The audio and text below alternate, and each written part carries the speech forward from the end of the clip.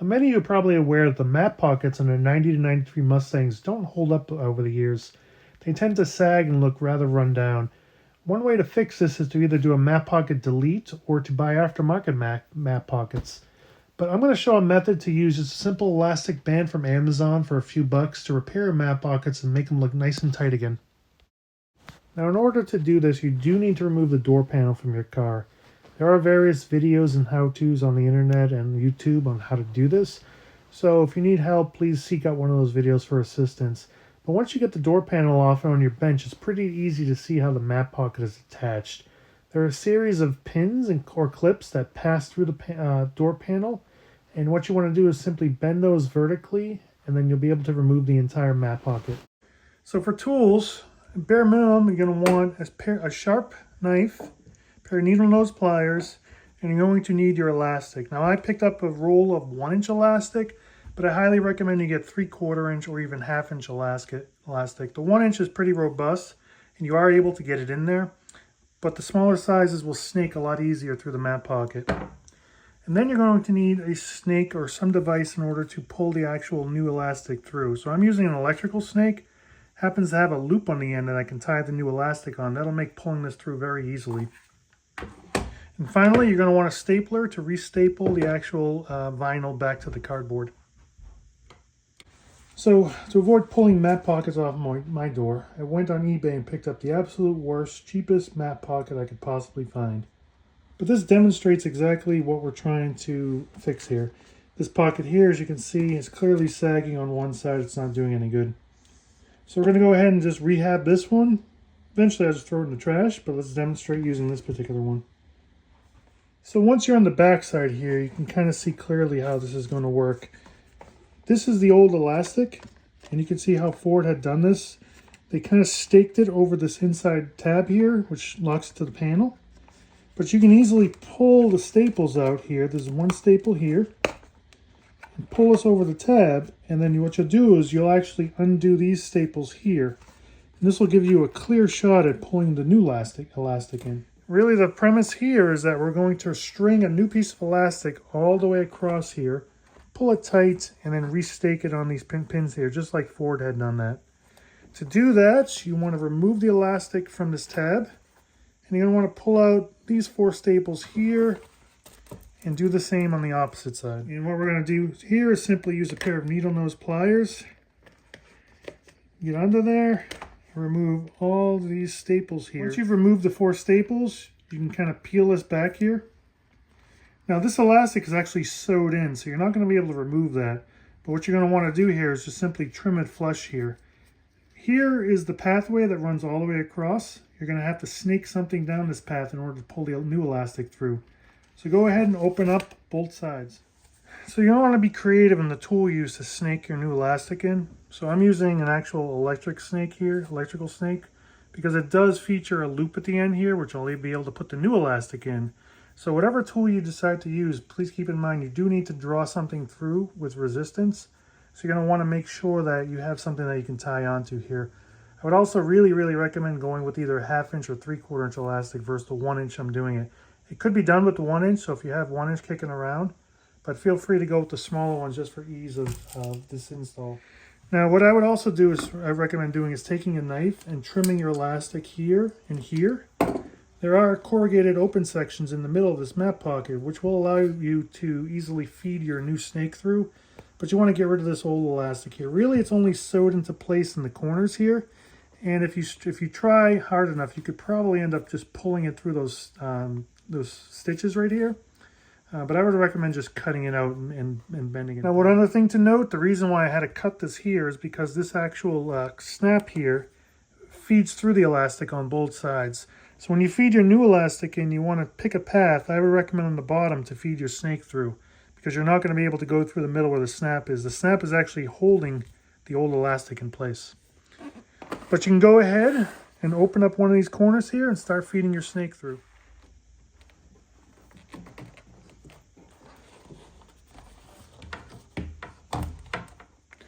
Now, as you feed your snake through, you want to be careful that you don't actually poke through the pocket.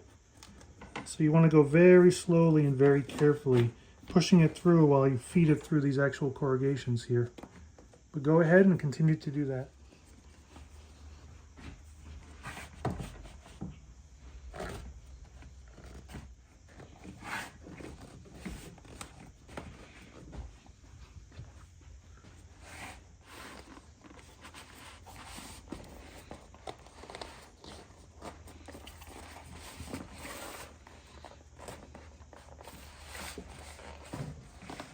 So once you have this fit all the way through here, I've got the snake on one side and then my open end here.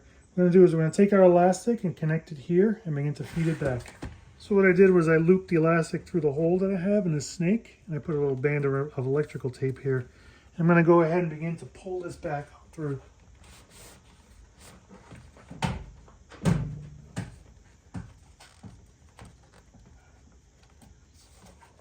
Once you actually get it started, it should go somewhat easy.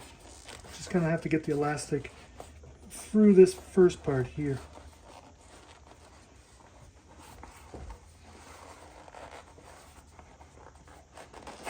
There we go.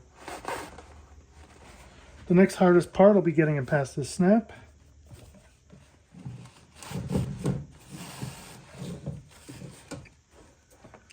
And that's it, we have it fully through.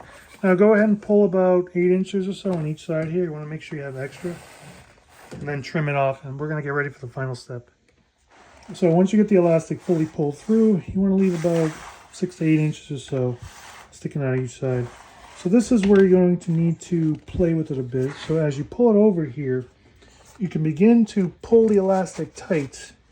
But since these pleats have been sagging for so long, what you're going to need to do is to work them back into shape. And this may take a little bit of back and forth time here. We're going to go up and down the line. We're going to pull this tight. And then we're going to put these into shape here. Now, you'll have to actually stake one corner and then work the other way across and then pull the other side tight. So working in this corner, we're going to flip this back over here. And we're just going to go ahead and stab the elastic on this particular tab here. Go ahead and we're going to push that back up.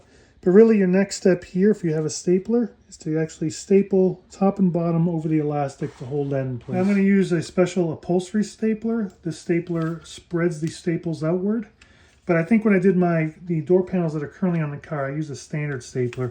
You're going to want to try to not go too deep, but you don't have to worry about it too much because you got plenty of room here. I'm just going to go ahead, staple that down. And that's that. And then we're going to go ahead and simply staple that down. We want to leave extra here, so in case in the future we ever need to pull some tension, pull it tighter, we can do that. But now we go to the other side, and we're going to begin to fold that over while pulling this tighter. Really what I want to do is pull it as tight as possible, and then stake it. And then when it's pulled tightly in place, we'll go ahead and staple. And then we'll just tack this down here again, just in case we want to pull it tighter in the future. We'll go ahead and put another staple up here. And then we can flip it over and work on the actual pleats. Now you can already see that this is already looking a little bit better than where we started here. You're going to go ahead and you're going to have to adjust these because they've been taking shape so long in the sagged form. But as you go down the line and play with them, eventually you'll notice that the pocket no longer sags and is actually holding up more on its own. Now again, these are functional. They actually have resistance. You can see the new elastic in there. But really what the challenge in getting them up there is to actually go against years of sagging. But as you can see, as I'm working this here, this is actually coming into shape quite nicely.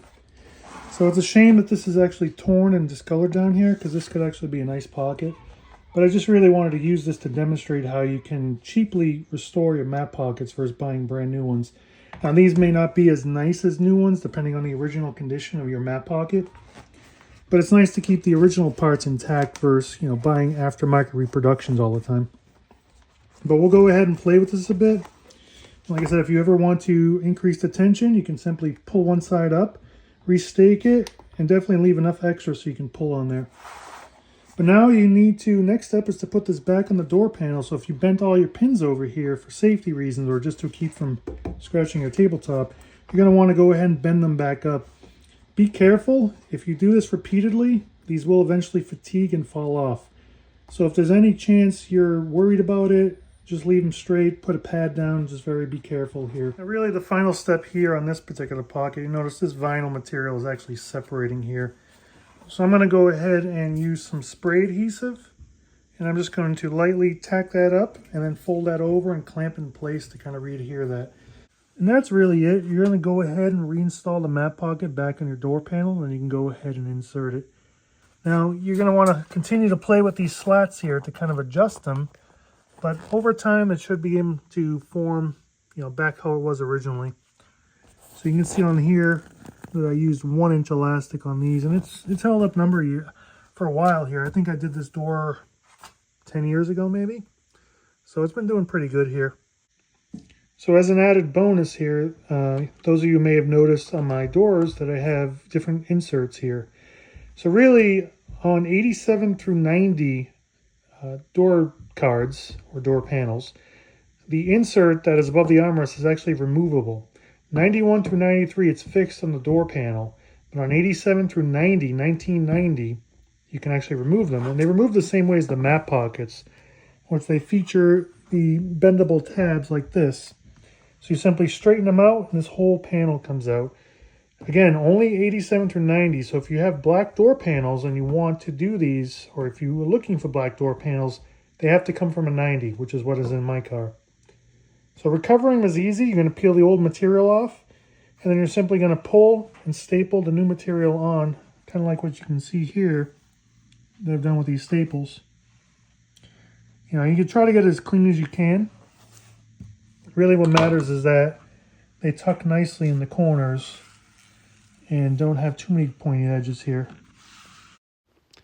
And that's it. So hopefully this video has given you a good sense of what it takes to restring a new elastic in your mat pocket and restore them to original condition. Thanks for watching.